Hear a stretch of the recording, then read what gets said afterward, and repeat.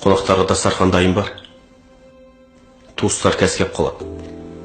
Ештеңе әзірлеген жоқпын. Бөтен емес, жақындарыңыз ғой. Үйде не бар, соны жей салады да.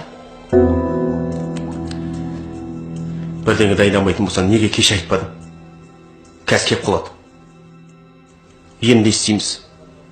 Оларға қоңырау шалып, келмесін деп айтыңыз. Бітті сонымен. Бөтен емес, туған туысқандарыңыз ғой. Сүннет деген ойдамын.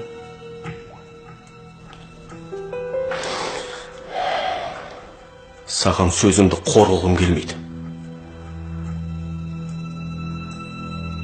Алла кешірсін сені.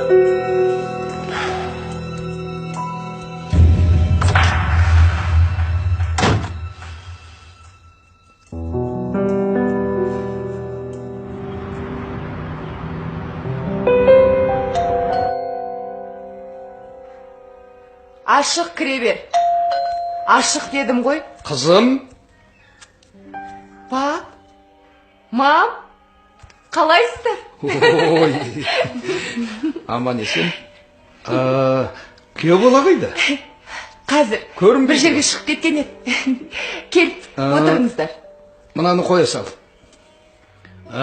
Кеше өзі қонаққа шақырып, енді өзі жоқ болғанын қызық болды. Сіздер отыра тұрыңыздар.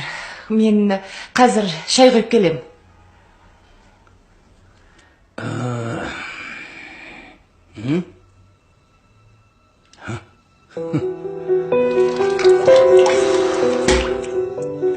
Үйдегі барымен жақындарымды күте алмаймын.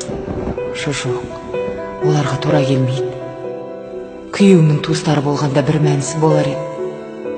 Бірақ өз туыстарым емес. Қалайша өз туыстарыма көрімсіз дастархан жай алам?